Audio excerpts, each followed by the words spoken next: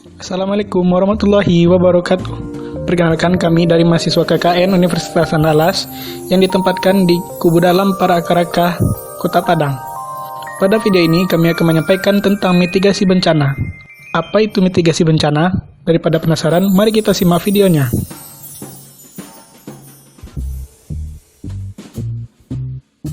Bencana adalah peristiwa yang memberi dampak besar bagi manusia.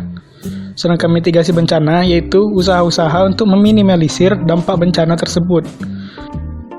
Pada video kali ini, kita akan membahas tentang mitigasi 3 bencana, yaitu bencana gempa bumi, banjir, dan pandemi.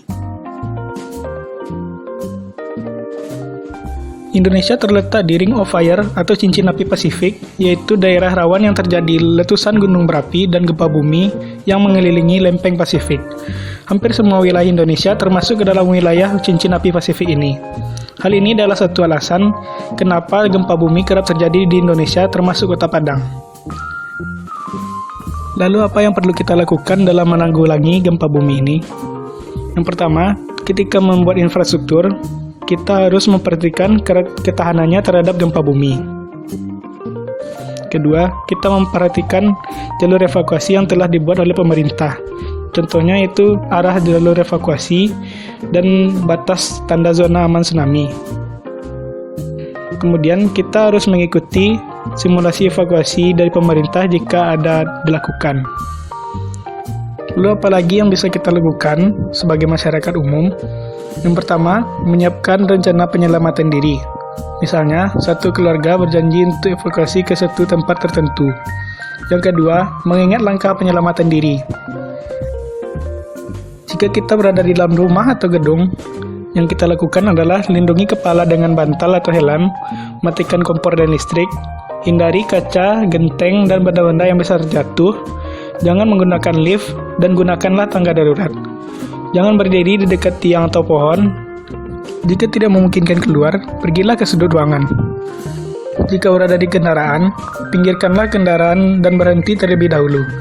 Jika kita berada di mobil, makalah tetap berada di mobil. Setelah melakukan hal-hal tersebut, kita ikuti info lanjutan dari instruksi atau dari badan pemerintah dan instansi yang berwenang, contohnya BMKG.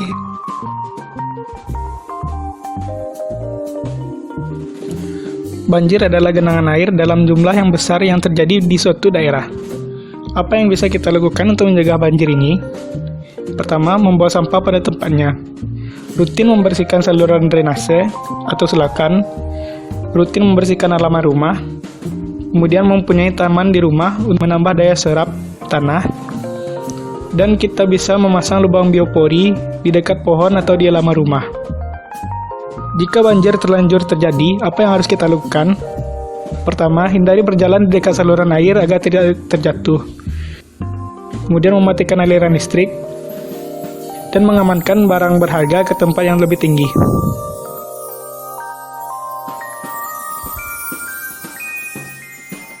Pandemi adalah wabah penyakit yang menyebar di wilayah yang luas.